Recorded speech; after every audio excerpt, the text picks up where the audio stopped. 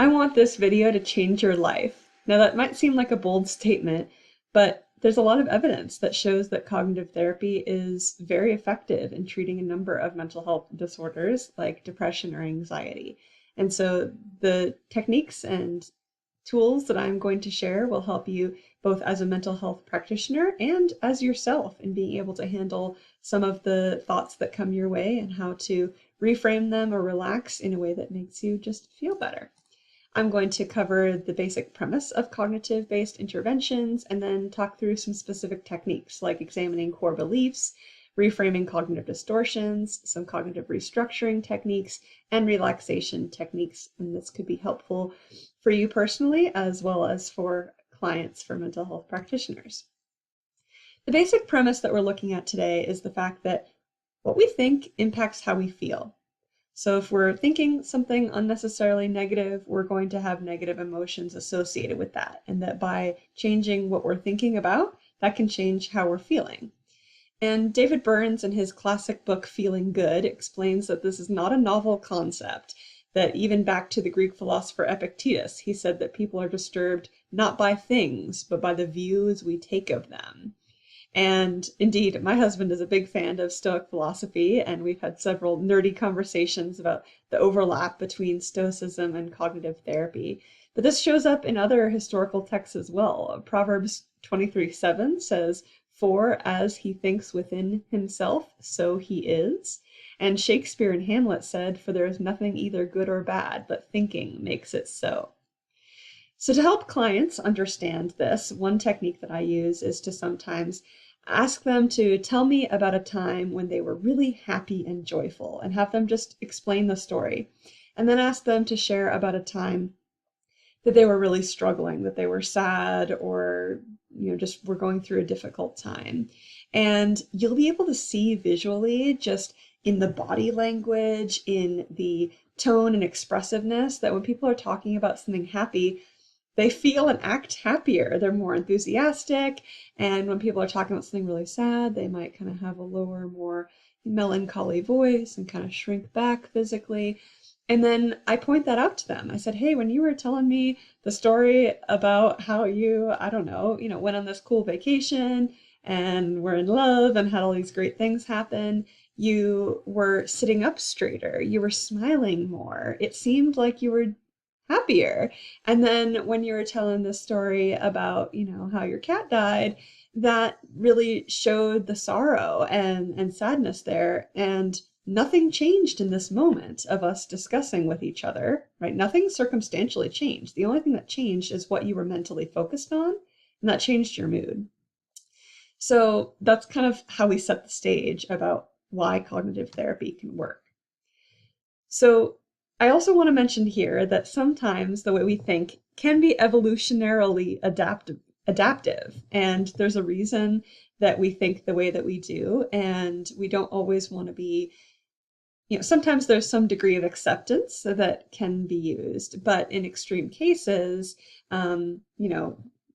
we want to assign adequate blame to both the environment as well as the way we're thinking about things, and having that understanding that we are a person in an environment and we can't always control what we think, but we can certainly try. And a lot of times when someone has depression, they have a negative view of themselves, of the future, and of other people in the world around them. And while some of these things might be accurate, oftentimes there's some distortions there. So in order to get this client buy-in, we want to do what I described previously about explaining how this is a real phenomenon, that what we're thinking about impacts how we feel, and certainly asking questions and realizing that we don't want to put all the blame, that the entire reason that you're depressed is because your thinking is wrong or broken, but saying that it's natural to think the way that we do, and with slight adjustments, we're not necessarily going to create a silver bullet to solve all of your problems. And there might be some other tools that we need to do, maybe from behavioral therapy or processing past trauma, or using a number of other different interventions and tools, or adjusting circumstances or coping with those circumstances. But this is one piece of the puzzle that can help you improve how you're feeling. Let's talk about core beliefs. They are rigid, long-lasting views about the nature of yourself and other people and the world. And these are often formed early in our life. And core beliefs can be negative or positive, but of course, in the context of therapy, we're usually dealing with negative ones. And we want them to work well for you. So it's not necessarily a matter of if they're good or bad, but rather, how adaptive is this? Is this helpful for you, or is it working against you and your goals? We tend to fall into what's called the confirmation bias, where we seek evidence to support our core beliefs. Once we have this belief, we want things to agree with it and not to dispute it. And so having this awareness and being more open to disputing negative core beliefs can help us to be more open-minded in adjusting them. And because we're often unaware, just the practice of becoming aware of them and realizing what those deep down core beliefs are can be really helpful. So here's an example. Say someone got really good grades and achieved a lot in sports when they were younger. They might have a core belief that the only way to prove their worth and to be lovable is to perform. And that if they're not doing well in school or their job or athletics, that they are not worthy, not lovable, and not good. Or thinking about, someone who was cheated on twice or lied to, thinks you can't trust anybody. And you don't necessarily walk around advertising that on your, Match or eHarmony profile. Hi, I'm Susie. I'm a mortgage broker, and deep down, I don't trust that anyone will ever be loyal or honest, right? We don't necessarily know that or show that to the world, but maybe because of these past experiences, we have this core belief that people are not trustworthy. Here's another example. Someone whose home had domestic violence or their house was destroyed in a tornado might have a core belief that the world is unpredictable and dangerous. And they will always be looking for something about to go wrong. They're waiting for the other shoe to drop. And what we might see as unnecessary anxiety to them is a logical vigilance, because they've seen that the world can be a scary place before. And so it takes some time to unpack and work through those. The next concept here is cognitive distortions. And this term has a few aliases, if you will. And the most classic phrasing is cognitive distortions, but some might call these thinking errors or irrational beliefs. I prefer to call them unhelpful ways of thinking. That's a little bit clunkier language, and it still kind of simplifies the idea that it's less blamey, right? If we say cognitive distortions, it sounds like it's wrong and bad and your brain is broken. And so in some ways they could be illogical, but in other ways it just might be a slight adjustment to be more rational or logical. And if we say this is an unhelpful way of thinking, it doesn't necessarily place the blame on that you're wrong or stupid for thinking this way, but that if you consider other possibilities, it might make you feel better or have a more balanced and realistic view of a situation. My favorite way of conceptualizing this is ANT, which stands for automatic negative thoughts, ants. So if you think about ants, the creature, one ant is not going to ruin your picnic, but a whole army of ants is going to really dampen your lovely day out on the grass. And similarly, our automatic negative thoughts are our ants. One here or there is pretty normal, right? And maybe is not going to have a tremendous impact on us. But if all of our thoughts go this way and we have lots and lots of ants crowding our brain, it's going to really limit our ability to function and enjoy our life. Let's discuss some of the most common cognitive distortions. And there's certainly some overlap between these. The point is not to check the perfect box, but rather to notice patterns that are unhelpful so that you can adjust your thinking in any of these tendencies or habits. So the first is overgeneralization. This is the cognitive distortion where you're using one true example and applying it maybe inaccurately to every situation. So for example, maybe a mom saying, my partner never helps me with the kids, or nobody likes me. These would be considered hot thoughts. And being able to then reframe them and say, well, he often doesn't help me with the children, or a few people don't like me, but not everybody, that really deactivates the emotional charge of that thinking. Jumping to conclusions, just like the name implies, you're making an assumption or conclusion without really considering all of the evidence. So maybe you say hello to a coworker in the hallway and she ignores you, and then assume she doesn't like me, she's out to get me, rather than considering that, hey, maybe she just didn't hear me or has a lot on her mind or something like that, or maybe she's anxious in social interactions. And then all or nothing or black and white thinking. That's really ignoring the true gray area of a situation by focusing on the extremes, saying he's a bad person.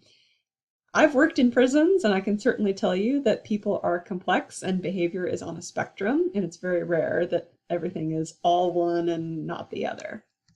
Here's some other examples. Magnification. That's where you're blowing something out of proportion by focusing on the negative and ignoring the positive. And that might be, say, focusing on the one question you missed on an exam rather than the fact that you still got an A on the test.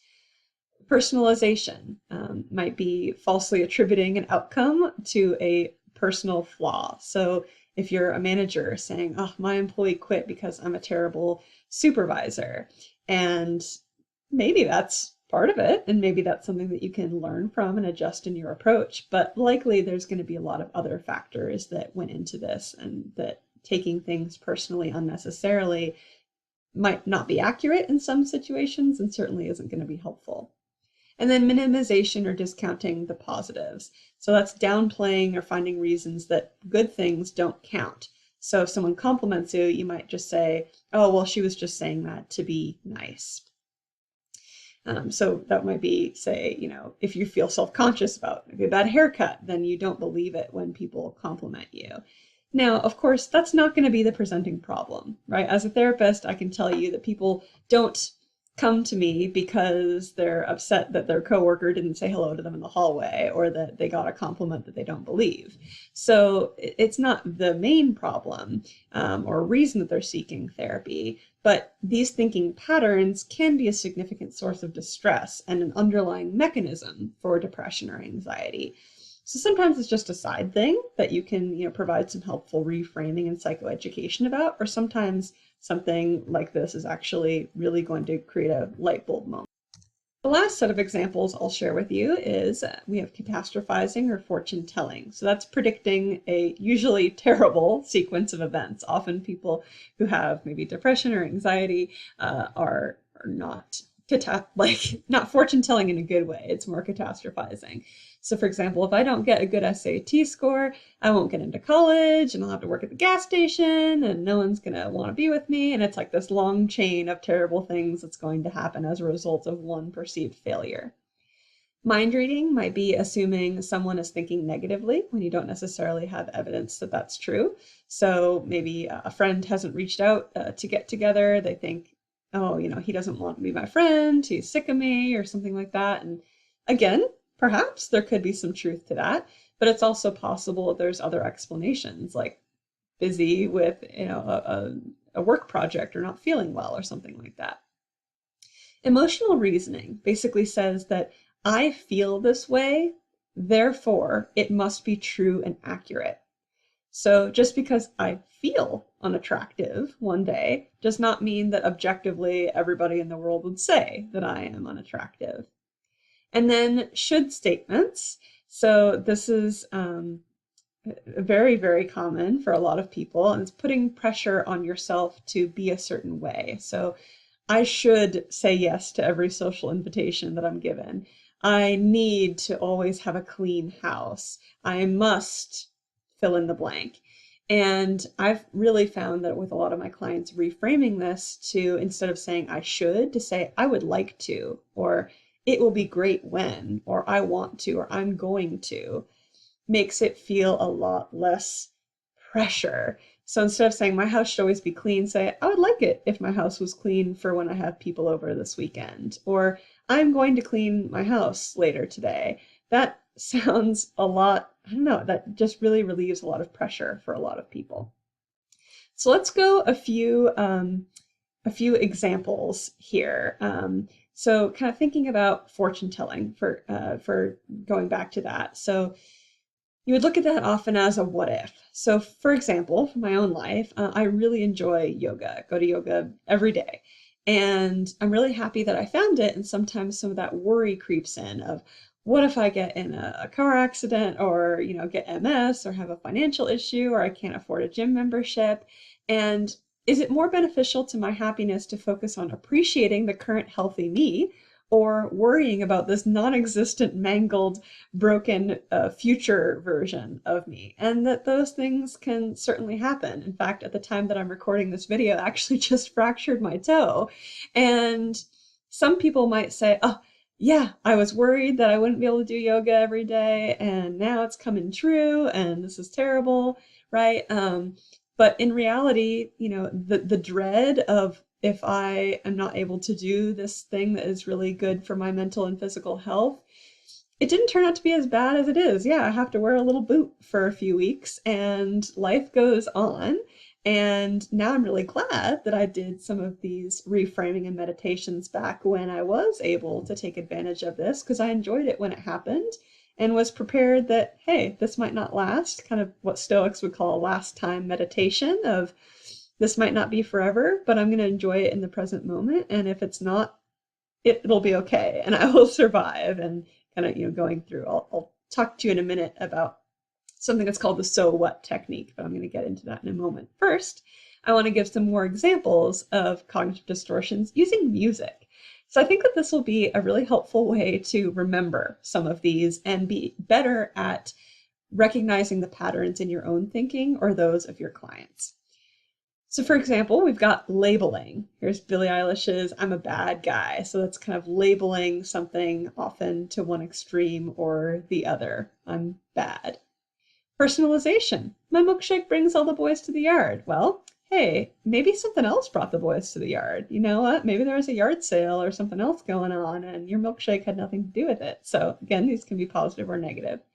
Should statements. Be a man, Mulan. We must be swift as the coursing river. So we need to be this way and you should be this way. And if it's not, that it's a bad thing. And while should statements can be motivating, they can also unnecessarily layer on a lot of guilt or self-esteem issues. Mind reading. I'm just the guy with the girl everyone wants to know. Wishing you were here alone, wondering how I ever got your little hand in mine, looking over at you like, ain't she beautiful? Is that what they're thinking? Or maybe they're not even paying attention to you. Like, how do you know that that's what they're wondering how you got this beautiful girl? Like, I don't know, maybe, but also maybe not. Fortune telling. Right now, he's probably slow dancing with a bleach blonde tramp and she's probably getting frisky. Again, maybe, but do you know that for sure? No. Emotional reasoning. This is from Hamilton in the song It's Quiet Uptown. The moments when you're in so deep, it feels easier to just swim down. That's kind of saying, because I feel like drowning and giving up, that is what I should do. And that's not necessarily true. Blaming, dancing with a stranger. Look what you made me do. I'm with somebody new. You made me do this. And blaming somebody else for your own actions, when in reality, you have control over your responses and reactions to any situation. Magnification. How do I live without you? I'd be lost if you ever leave. How do I live without you? Okay, talk about drama queen, right? Okay, this is magnifying something that can be a very real and valid and upsetting thing, okay? Cognitive restructuring and cognitive distortions is not about denying reality or about saying that you shouldn't have emotions. But again, it's looking at a more realistic and balanced view that this is really hard, but I will live without you. All or nothing, classic, hot and cold, Katy Perry. You're yes, you're no, you're in, you're out, you're up, you're down. It's black and white. That's all or nothing thinking. Overgeneralization. Our friend Miley says, all you ever did was break me. Really? Was that all you ever did? I mean, why would you have been in a relationship with this person if all they ever did was break you? Probably there were some good times too. And then mental filtering, discounting the positive. Another show tunes example from Wicked. What is this feeling? Loathing. Unadulterated loathing. For your face, your voice, your clothing. Let's just say, I loathe it all. Okay? I'm not going to sing anymore, but that's a great example of discounting the positive. Everything about you I hate. There's nothing good about you. I don't know if that's true. So now we're going to move on to talking a little bit more about killing these ants, the automatic negative thoughts, through cognitive restructuring. And I actually already wove in some examples when I was describing some of these unhelpful ways of thinking. But I'm going to go through them in a little bit more detail here. And these are all different ways that therapists or you yourself can work on reframing some of these thoughts in a way that makes you feel better. David Burns in Feeling Good called this verbal judo. And so this is kind of fighting back with those negative thoughts. And I also want to note before we really dive in that we only use these if they are helpful to clients. The point is not to pick apart unhelpful ways of thinking or be overly critical. This is not a gotcha. Okay, so if there's a more appropriate first response, like empathetic listening, summarizing what the person said, asking questions, that is the best approach, not, oh, that's a cognitive distortion, wait, I'm going to fix it for you. Okay, so there needs to be some really context here about those micro skills. So if someone, for example, said, I'm a failure, instead of jumping in and saying, I gotcha, that's a cognitive distortion, you're labeling yourself, I might first ask why or empathize. That's going to be a really heavy feeling to carry around. So fixing and correcting immediately is not the point here, but as part of a holistic therapeutic process, these can be tools that you can use. So the first one is the fact that simply learning about these can help. The fact that you realize you're doing it and identifying the issue, that in and of itself can actually be very freeing and helpful. For example, if you're dwelling on something in the past that you regret or feel embarrassed about, if you say, hey self, thanks for working hard to prevent me from making this mistake again, but I understand the lesson, this is a cognitive distortion, and moving on. That can actually be really helpful. Guided discovery is asking guided questions. So in the example I gave previously about the exam, where someone missed one question and they were focusing on that, maybe asking, does getting this one question wrong, is that a really appropriate measure of your worth? Or what did you do well on? Or is there something that you can learn from about this? This is especially helpful for verbal and cognitive processors to kind of work through guided questions to gently poke holes in any cognitive distortions that they might have. Hypothesis testing is you basically make a hypothesis out of this way of thinking and then test it in the future to see if it holds true. And sometimes it won't. Another example is logical reasoning. So as the name implies, this is basically using logic to reason yourself out of distorted or unhelpful thinking. But a specific technique here that I will sometimes do with clients is called the role play, or the defense attorney role play. So you basically ask them to give you evidence against that belief. And sometimes, depending on the rapport I have with the client and the situation, I might even play the role of the prosecutor and kind of in a caricatured way say, well, you missed one question on that exam, so you're obviously a big dummy, and like, again, you have to be careful because you don't want to have anyone take, humor or satire seriously, but kind of it can help to highlight the ridiculousness of some of those thoughts that we actually have. And just like, we help clients not to see in black and white, there may be legitimate evidence for the negative thing that you're thinking. And so the goal here is not to see the world with unrealistic Pollyanna rose-colored glasses, but also not to see through mud-colored glasses, just clear glasses where you get a clear view of what's going on. So I might ask someone to be their own defense attorney and argue the case of why they're not a failure or why they're not unlovable, why they are lovable. Another technique is graded questions. So an example here is if a client said, I'm the worst mom. I might say, that they can imagine all the mothers in the entire world lined up from best to worst. Would you be the absolute worst one out of all the mothers in the world? Probably not. So that means you're not the worst mom, so don't tell yourself that you're the worst mom. Maybe I would like to be better at, disciplining my children, or I'm going to work on managing my temper. That seems a lot more doable than I'm the worst. Reframing. I talked about this in a lot of examples in the previous slide. So he never helps with the kids. You could say, well, he didn't help me with the kids after work on Wednesday or Thursday. He didn't help me with the kids as much as I would like, or I would like to have more support with the parenting. That helps you get to a solution rather than just anger and resentment. There's also cost-benefit analysis, which is looking at how does this negative view serve you? We might think that having a bad or negative view is not helpful at all, but there's a reason we think that. Maybe it's helping you to prevent disaster, to improve yourself, to not make a mistake again. Maybe it's to get sympathy or a free pass. And so having realistic expectations of how does this belief harm me or serve me can help you to have a more realistic view of whether you want to get rid of it or not. You can also assign percentages. So something that may be true sometimes is not always true. Maybe it's true 80% of the time, even 90% of the time, but it's not always true. So an example would be that personalization scenario I gave where I think my employee quit because of me. It's all my fault. They hate me. Well, maybe 15% is that you two didn't click or that you can improve your management style. But there's also got to be a percentage because they wanted to get out of that business and go become a monk, or they needed to move to Timbuktu with their new lover. I mean, you don't know what it was that made them do that. Self-monitoring. So thinking about how many of the worries that you had actually came to fruition. You can actually track, oh, I was worried about this happening, and then see, did it happen? And sometimes it does, in which case you wonder whether that worrying was functional. Did it help you prepare in a good way? Or was it just an unnecessarily draining thing to have? Often it didn't come true at all, so there was no reason to worry. So say, for example, someone is worried about a natural disaster. If that helps them to pack a go bag and, board up their windows so that they prevent glass coming in during a hurricane, that is functional and helpful worry.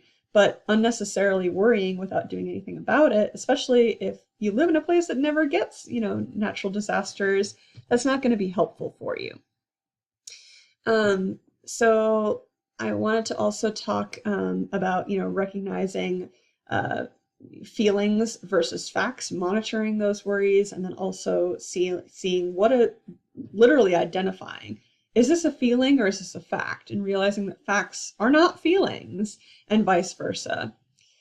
And when all else fails, one of my favorite techniques is what I call the so what technique. And again, you need to be very careful that you're not being dismissive of how someone feels. We want to validate our clients and build rapport and not make them feel worse or shaming them for the way that they're thinking. But it's a helpful chain of thought to frame then what happens next, particularly in the case of catastrophizing. So for example, if a client doesn't want to, ask out somebody on a date because they might get rejected. Okay, then what? He says no to your offer of the date. Then what? Well, I'd be embarrassed. Okay, and then what? Well, I guess I'd get on with my life. Like, usually there's only a few down the chain, and then it kind of gets to, I don't know, it would be bad, or I guess it would be okay. And so kind of saying, so what, or then what, of this catastrophizing chain kind of helps you to see, well, I guess maybe would be all right, or you get so stuck on this feeling of, I'd be embarrassed, I'd be rejected. Okay, and then what? And then you'd move on with your life, and you'd get over it. Again, I would never say get over it to a client, but hope that kind of explains what I'm saying here. So moving on from cognitive distortions, we're going to talk a little bit more about relaxation techniques. And this overlaps significantly with mindfulness, but realizing that this is still cognitive in nature because you're not actually physically doing anything usually. It's more just the way that you're thinking that can lead to a more relaxed state of mind. So the first technique here is guided imagery. And for many of these, there's a lot of examples out in the world about how to actually use these. There's scripts out there. But I'm just going to give an overview of what it is rather than actually guiding through the technique with you all the way. Guided imagery, as the name implies, is that you have some kind of guide to imagining a peaceful, tranquil, happy setting. Sometimes that's a mountain setting, a beach, a garden, often outdoors, but doesn't have to be, and kind of guiding someone through all the five senses of imagining this place and kind of taking a mini mental vacation to take a break from all of that mental exhaustion. Another one is leaves on a stream.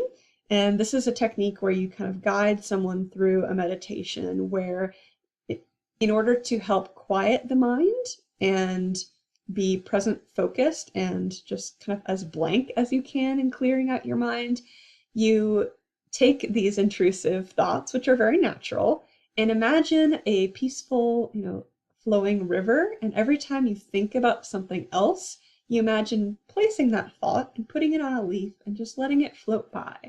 And then you're just kind of thinking of nothing, thinking of the stream. And if you think about something else, what you're going to have for dinner or that errand you have to run or whatever it is, you just put that on a leaf and let it float on by. And the goal here is a lack of judgment. So it's not, I got to hurl my belief on this leaf, right? You just gently place it on, just let it go by. And there's other variations of this. Some people think of it as clouds in the sky and kind of putting something on a cloud and letting it float by, or even putting things on a conveyor belt and letting them pass by in a factory. However that looks like for you. But the goal here basically is to quiet the mind and help to minimize some of that runaway thinking. There's also progressive muscle relaxation. So you can do progressive muscle relaxation basically has you go through from your whole body, from head to toe usually, and tense up and then relax. So kind of tensing up your eyebrows and then letting them slide apart, and then clenching your jaw and letting it relax, and doing this through your whole body step by step and kind of imagining your whole body just relaxing. This blends a little bit into a biological behavioral technique, but as you can see, it's mostly cognitive. There's also body scan, which is very similar to progressive muscle relaxation, except instead of clenching and relaxing the muscles, you're literally just focusing. So there's no actual movement of tensing and releasing. It's just noticing the way that your hair or scalp feels, noticing your eyes, noticing the way, like, if you have a taste in your mouth, kind of scanning through your whole body and just noticing sensations. I have some recommended readings here if some of these were helpful. These are some books that I personally have found really helpful in finding good specific techniques for use with clients. We have the Anxiety and Phobia Workbook, Feeling Good, Cognitive Therapy Techniques, and Mind Over Mood, which is a real classic, especially with depression and anxiety. And just a couple final notes here. I always tell clients that therapy is like working out. It might be fun, or it might not be fun. It might be hard, and you might feel emotionally sore afterwards, but that doesn't mean it's not good for you. And that ultimately the goal is to get stronger and healthier in your brain muscle, and that sometimes it takes some work to get there. And I certainly hope that it's all good and makes you feel a lot better, but sometimes going through the process of this is not always enjoyable. But the idea of these exercises that are quite literally exercises for your brain is to build up that strength over time and consistently and effectively apply this. So there's a difference between feeling better in the moment and getting better long term. So in summary, what we think about impacts how we feel. We talked about core beliefs and cognitive distortions and relaxation and some ways of making ourselves feel better mentally. Here are some of my references, and I hope that this was helpful for you.